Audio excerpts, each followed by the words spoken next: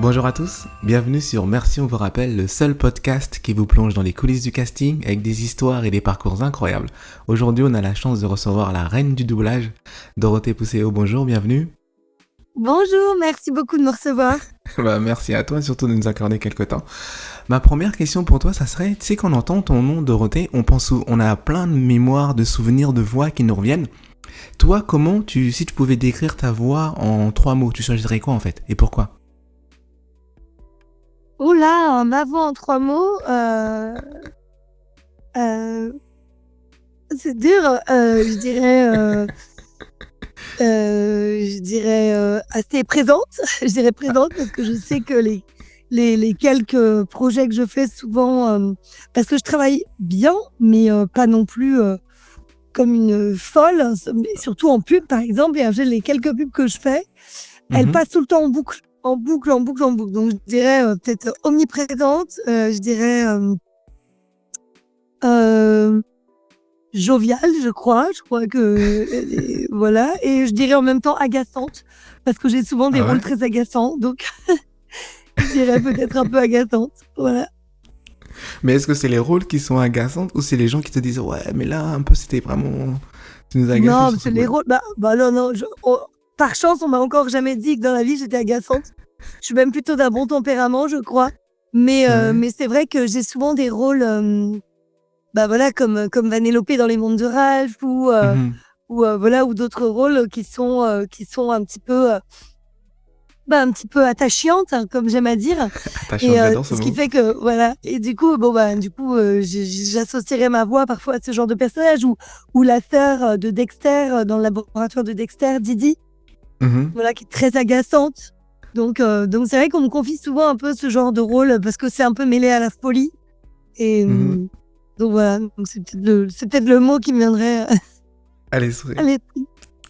D'accord. Et tu sais, le doublage, quand on voit ce travail, les gens pensent souvent ce côté solitaire, un peu on travaille seul. Est-ce que toi, il y avait déjà un moment où tu t'es vraiment connecté à un personnage?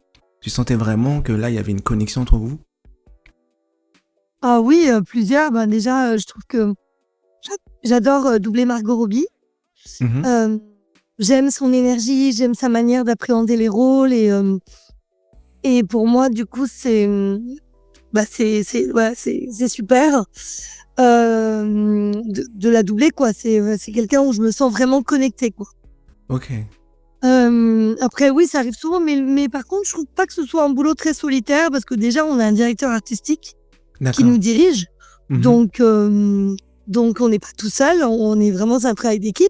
Ouais. Ensuite, il y a l'ingénieur du son aussi qui est avec nous, qui est très présent et avec qui on travaille aussi Mhm. beaucoup. Et après, on a quand même souvent un ou deux comédiens avec nous. On est Ok. rarement, à part pendant le Covid, oui, on était un peu tout seul. Mais sinon, depuis la fin du Covid, et puis avant, surtout, on était parfois même 5-6 en studio, D'accord. voilà, à rigoler et tout ça. Donc, moi, sur les plateaux que je dirige ou les plateaux sur lesquels je suis, on est souvent toujours au moins 2 ou 3 comédiens. Mhm. D'accord. Mmh. J'aimerais qu'on fasse un petit retour en arrière, c'est-à-dire un retour vers le futur.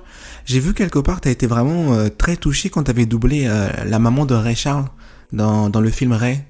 Ouais. Tu pourrais nous parler un peu de ce Bah oui, parce souvenir? que je l'avais trouvée incroyable. Je trouve que la comédienne était, hallucinante, Mhm. et elle avait une force en elle, quelque chose d'extrêmement, elle était hyper habitée, quoi.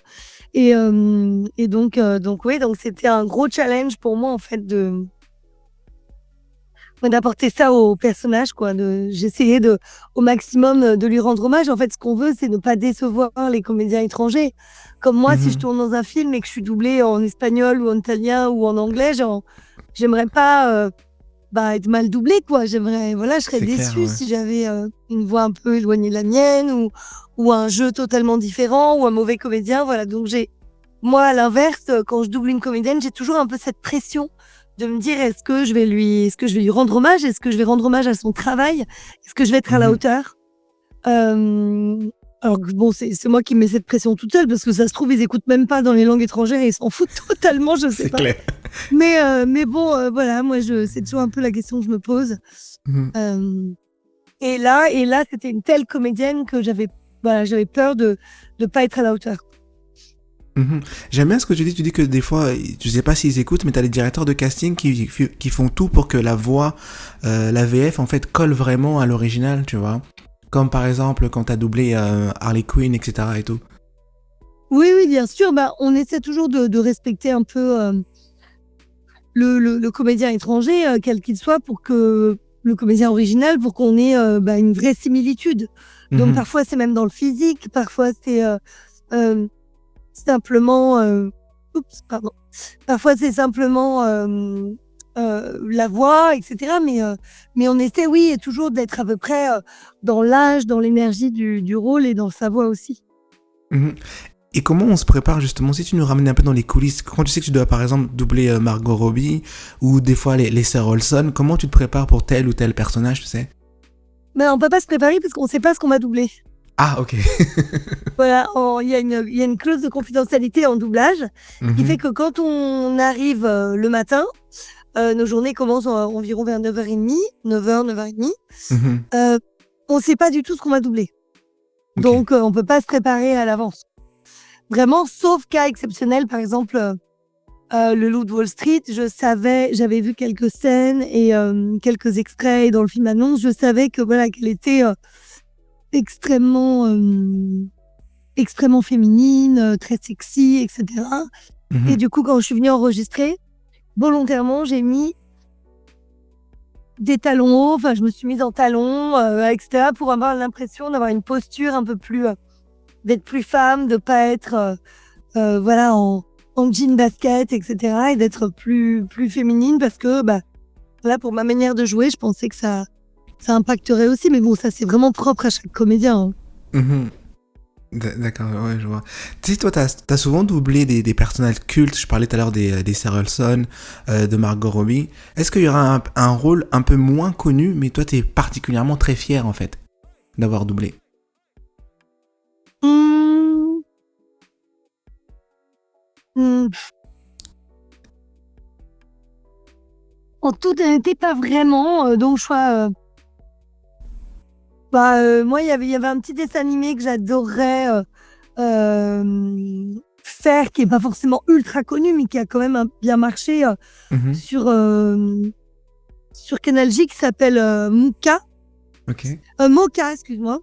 Et moi, c'est un petit crocodile. Donc moi, je fais ce petit crocodile et puis je suis avec Olivia Luccioni, qui est une de mes meilleures amies, qui fait la grosse hippopotame. Et lui, c'est un prince et elle le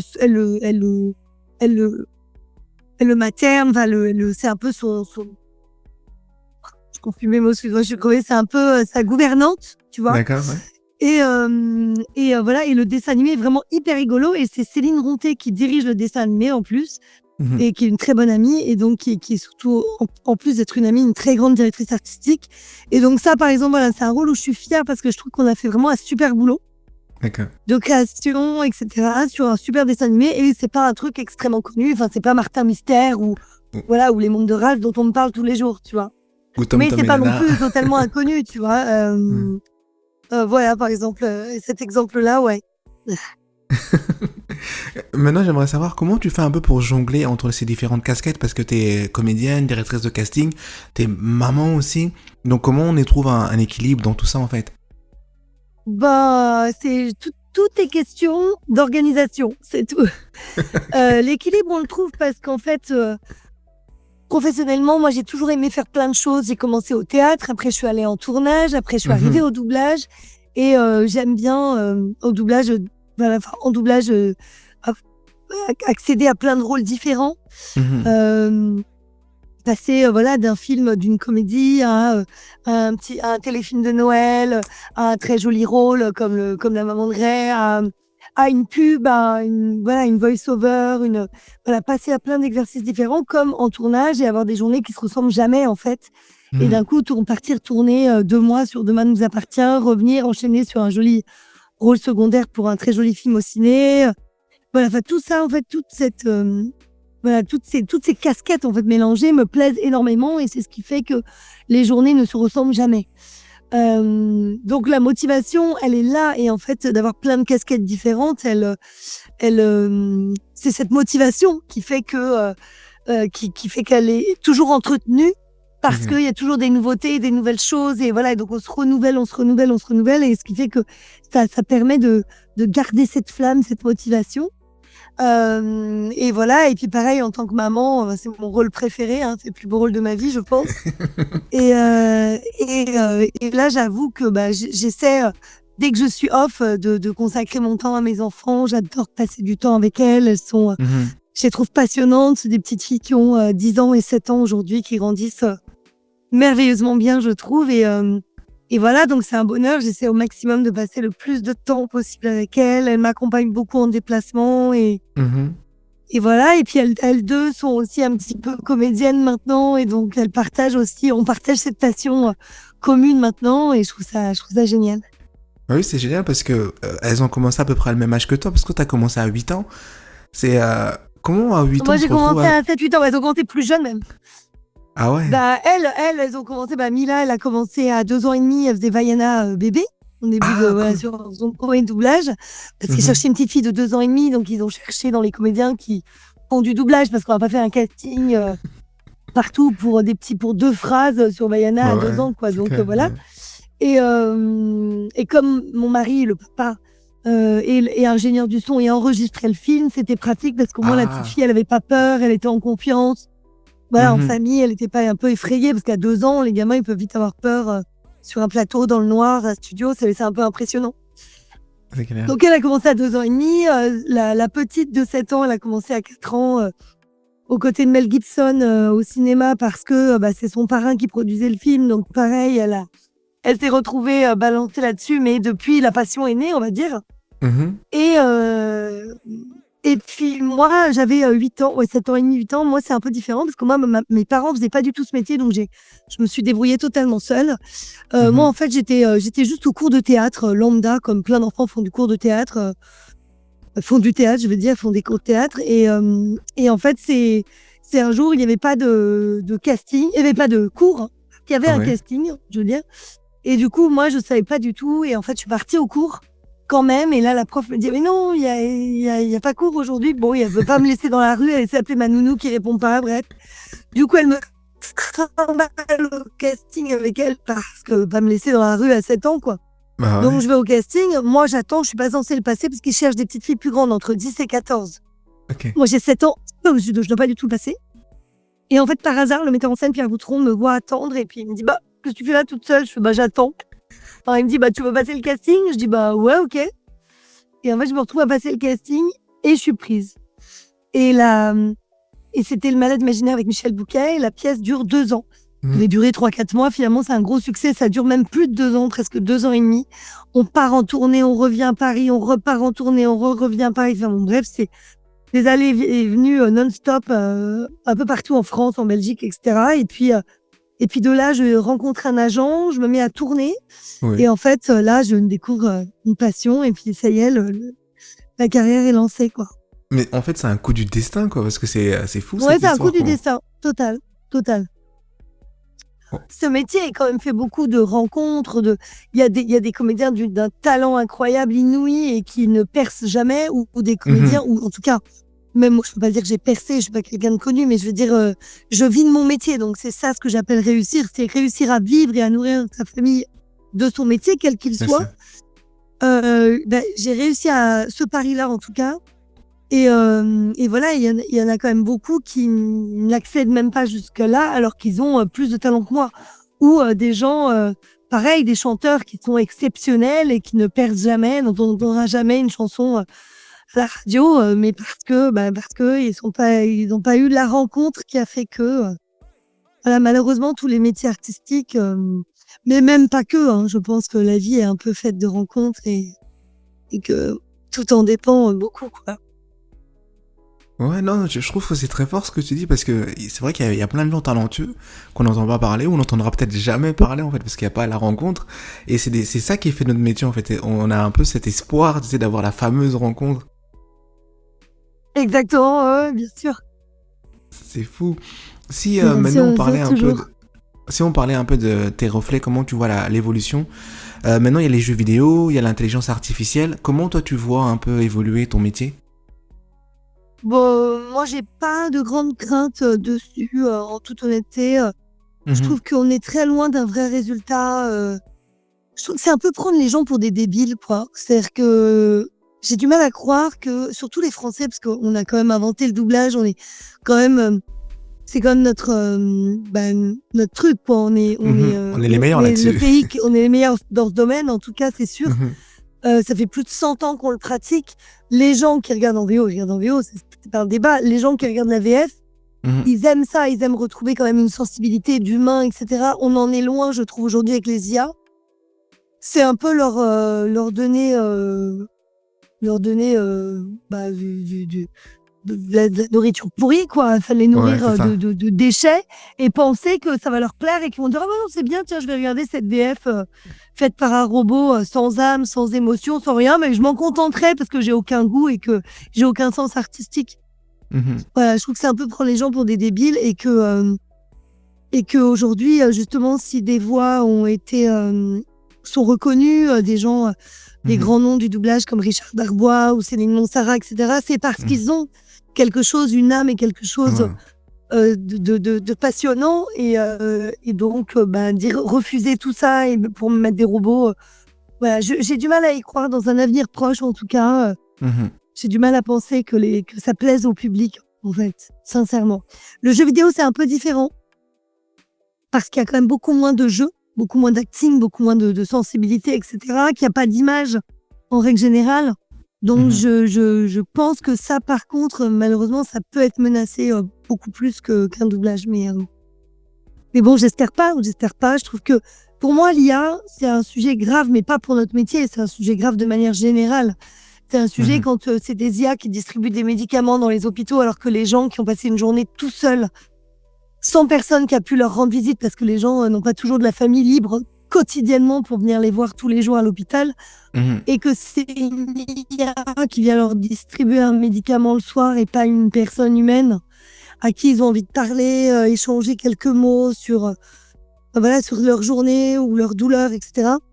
Quand je vois le résultat et la tristesse apportée, je me dis que c'est un peu ce que ça peut résumer au sein du monde, quoi, en fait. C'est que l'IA, je trouve ça super, et même Mhm. extraordinaire si c'est une aide, mais à aucun moment ça doit être un remplacement. Et aujourd'hui, quand on voit des écoles, il y a 2 écoles aux États-Unis qui ont des IA pour professeurs, pour des enfants de CP, là où on apprend à parler en plus en lisant sur les lèvres, B-A-BA, Mhm. et que là, c'est des robots. Moi, je vois ma petite fille de 7 ans, quand elle arrive en classe, elle fait un câlin à sa maîtresse. Je veux dire, où est cette chaleur humaine? Je trouve ça terrifiant. Mhm. Moi, ça me glace le sang en tant que maman, en tant qu'être humain. Donc, j'espère tout simplement que l'IA, en fait, sera toujours une aide et au contraire, c'est exceptionnel d'avoir cette aide-là au quotidien. Mais Mhm. moi, je préfère qu'elle plie mes vêtements ou qu'elle fasse mes vitres, quoi. Mais à aucun C'est clair. moment, qu'elle prenne la place de la maîtresse d'école de mes enfants, quoi. Ouais, j'imagine, non, c'est bien pensé. Là, c'est la partie de l'émission où on raconte des anecdotes. Est-ce que tu aurais quelque chose d'inattendu, hilarant à nous raconter, soit sur un plateau ou dans ton quotidien pendant le travail? Il y a pas grand-chose. Souvent, les gens me posent cette question, mais c'était une ambiance géniale où on se marre vraiment énormément, quoi. C'est un métier, Ok. comme en plateau de tournage où il y a vraiment une super ambiance, les gens sont cool, les gens sont heureux d'être là parce que c'est un métier de passionné, donc souvent, on est entre passionnés, donc on se retrouve dans une ambiance vraiment très agréable, et cetera. Maintenant, de là à dire, il y a vraiment une anecdote particulière. Mhm. Heu, voilà, un jour, plus gamin, on chahutait tellement avec Donald Renew, qui est comme mon frère, que, finalement, on a cassé une cabane dans le studio, qu'on a été obligé de faire une pause pendant plus de 2 heures parce que on enregistrait, heu, on enregistrait en studio et il y a des cabanes, en fait, de rideaux, comme Mhm. ça et c'est là qu'on fait toutes les scènes qui se passent en extérieur. En fait, on se met dans Mhm. ces cabanes et le micro, il est dedans et ça donne du coup, ça calfeutre. Ça évite d'avoir la pièce qui résonne et comme ça, on se met là pour enregistrer toutes les scènes qui se passent dans la rue, qui se passent dehors, et cetera. Bien, ouais. Et nous, on était dans cette cabane en train d'enregistrer donc une scène extérieure Ouais. et on chahutait tellement, on se mettait des coups de fesses, et cetera. Il était plus petit que moi et On devait avoir lui 12 ans et moi 15 ans, quoi. Et il était sur un cube à côté de moi et à un moment donné, je lui ai donné un coup de fesse, mais tellement fort qu'il a valdingué sur la gauche, il est parti, il est tombé avec toute la cabane. Je suis tombée avec lui, enfin bref, et donc voilà, donc ça a été plutôt une grosse engueulade parce que la directrice artistique, elle a pété un câble parce qu'on a dû faire une pause quasiment de 2 heures, le temps qu'il vienne J'imagine. tout remettre. Voilà, on a C'est tout long. cassé. Bref. Bon, c'est des trucs comme ça, mais après, on était gamins. Aujourd'hui, plus grand, on a toujours plein d'histoires qui nous arrivent, mais rien de particulièrement excentrique, quoi. Plus des fous rires au quotidien, en fait. D'accord. Est-ce que toi, t'as eu l'occasion de rencontrer certaines stars que t'as doublées ou pas? Ou ça t'est déjà arrivé? Oui, j'ai rencontré Lacey Chabert, une comédienne qui était dans La vie à 5, Party of Ok, ouais. 5, Oui, je vois qui c'est, oui. avec Neve Campbell à l'époque pour M6. Et en fait, j'étais en vacances à Los Angeles et je l'ai appelée. Oh! Et enfin, je l'ai appelée, pas directement, son agent. Ouais. Et puis il m'a donné rendez-vous sur le tournage. Et du coup, j'ai assisté au tournage, je l'ai rencontrée. Elle savait que je venais, elle était hyper contente. Elle avait fait venir sa maman, qui nous a prises en photo, tout ça, machin. Et on est restés copines et on continue à se parler maintenant sur les réseaux sociaux. Ouais. Tu vois, parce qu'à l'époque, j'avais le numéro de téléphone de sa maman, mais le numéro fixe. Et elle aussi. On s'appelait sur les fixes parce qu'on était encore toutes jeunes et que, tu vois, on n'avait pas C'est forcément ça. de portable. Ouais. Et voilà. Et puis après, la vie a fait que, j'ai pas ses coordonnées, elle a pas les miennes, mais du coup, on se parle via Instagram. Voilà, on prend des nouvelles. Elle est maman d'une petite fille. Mais voilà, je lui ai envoyé des photos des miennes, tout ça. Enfin, c'est très mignon, quoi, très sympa. C'est génial. Et c'est drôle parce C'est qu'on a génial. l'impression, alors elle, évidemment, elle ressemble pas à ça, mais moi, j'ai l'impression que je la connais depuis toujours. Bah ouais, Parce que je l'ai doublée dans 25 films, dont une série de 145 épisodes. Il y a ça à 5, c'était 145 épisodes de série. Donc, du coup, on a l'impression, moi, j'ai l'impression que je la connais par cœur, que Bah ouais. limite, c'est quelqu'un de ma famille, tu vois. Donc, c'est assez rigolo comme sensation. Mais quels sont les premiers mots qu'on se dit dans ce cas-là? Parce qu'elle, apparemment, elle connaissait ton travail, puisque t'as pu l'appeler, ton agent a pu l'appeler, Oui, etc. du coup, elle a voulu écouter mon boulot. Elle a écouté mon boulot avant qu'on se rencontre. Ouais. Et moi, c'était tout de suite. Mon premier mot, c'était nice to meet you, hein, évidemment. Et après, c'est congratulations for your amazing work. Tu vois, enfin, voilà, je lui disais bravo pour tout ton boulot, ton talent. Et puis voilà. Et puis après, le mot en partant, c'était continue à bien bosser, à tourner. Hein, comme ça, moi, je travaille. Voilà. J'imagine. Ça, c'est drôle. Là, maintenant, Donc, voilà. on arrive à la partie actualité. Est-ce que tu peux nous dire un peu qu'est-ce qui arrive pour toi prochainement? Est-ce qu'il y a des films où on peut t'entendre ou peut-être te voir? Alors là, j'étais dans le film Et maintenant on fait quoi de Lucien Jean-Baptiste, qui est sorti là il y a pas longtemps, Ok. il y a même pas un mois. On a attaqué une nouvelle saison de Harley Quinn, Oh, le cool. dessin animé. Ouais. Voilà, une nouvelle saison. J'ai pas mal de projets de tournage là qui arrivent dès janvier. Super. Et puis, mais je peux pas trop dire quoi. Et pareil, en doublage, le problème, c'est que on peut pas dire ce qu'on double, quoi. Ouais, Donc c'est la là, j'ai plein confidentialité, de ouais. nouveautés, voilà, plein de nouvelles choses sympas, mais je peux pas dire quoi. Non, il y a pas de problème. Bon, enfin, en Et tout si cas, il y a des choses très sympas qui arrivent. On note. Et si tu devais donner un conseil à quelqu'un qui veut se lancer dans ce métier, ça serait? Prendre des cours de théâtre. Déjà, au minimum 3 ans dans une grande école. Le top, c'est les conservatoires. Les conservatoires municipaux, ils sont super. Donc, je dirais au minimum 3 ans, une vraie formation, conservatoire ou autre. Et puis après, le doublage, en tout cas, c'est que à Paris. Ok. Donc après, il faut vivre à Paris. Et puis le mieux, c'est de jouer au théâtre et c'est la meilleure vitrine. Quand on joue au théâtre, on invite les directeurs artistiques à venir nous voir jouer, etc. Et c'est là qu'on peut montrer un peu sa palette de comédiens et tout son talent. Et c'est la meilleure vitrine, quoi. C'est le meilleur pour faire des rencontres et voilà, et avoir des essais en doublage, quoi. Des castings doublage. Super. Bah, merci beaucoup en tout cas Dorothée de m'avoir accordé ce moment, etc. Et tout. Je sais Mais que je tu t'en cours dans tous prie, les c'est un sens. plaisir. Merci à toi, ça faisait trop plaisir de te voir quand même. Alors désolée pour le décor voiture, mais voilà, c'était la course de maman aujourd'hui du samedi justement à droite à gauche Mhm. avec les activités, les castings et trucs et puis là on va voir la Vaiana 2. On va Super. à l'avant-première de Vaiana 2 et donc du coup on est voilà, je pouvais pas être chez moi à ce moment. Il n'y a pas de problème. Juste une dernière question. C'est quoi la relation que tu as avec les fans? Parce que là, tu vas voir un film. Est-ce qu'il y a des gens qui arrivent à te dire, ah, je reconnais, c'est elle? Est-ce que juste quand tu parles, quand tu commandes une Ah oui, oui, baguette, tu oui, vois des ça arrive trucs? souvent. Oh bah oui, oui, parce que moi j'ai une voix très reconnaissable, très marquée, donc chose qui n'est pas un critère important pour le doublage du tout, parce que les gens me disent: «Ah mais j'ai une belle voix», ou Ouais. «J'ai une voix originale, je pensais faire du doublage», mais en fait ça n'a pas d'importance, l'important c'est être comédien et donc c'est le jeu qui importe. Mais alors moi je suis un mauvais exemple parce que j'ai une voix très atypique, Mhm. mais sinon non, c'est pas ce qui importe et puis voilà et puis, bah, moi oui évidemment parfois ça m'arrive, même quasiment tous les jours en fait, et puis comme je tourne aussi régulièrement, bah, parfois aussi de par le physique Ouais. et parfois, les 2 la voix, ils disent: «Ah mais je connais, tu as doublé ça ou ça, c'est pas vous la fille qui faites les voix?» Je dis: «Oui, oui». Donc ouais, ouais, c'est rigolo quoi. Un peu partout, à la boulangerie, voilà, partout. Super. Bah, merci beaucoup, Dorothée. Je te laisse filer. T'as une avant-première à voir. Embrasse tes filles. Merci. Je Merci te à dis toi en tout merci. cas de m'avoir reçue, c'était un plaisir de te parler et puis, j'espère à bientôt en tout cas Merci, Dorothée. Je te dis merci. On et vous prends rappelle. soin de toi. Merci. Ouais, Bye bye, gros Dorothée. bisous. Ciao, ciao, bye.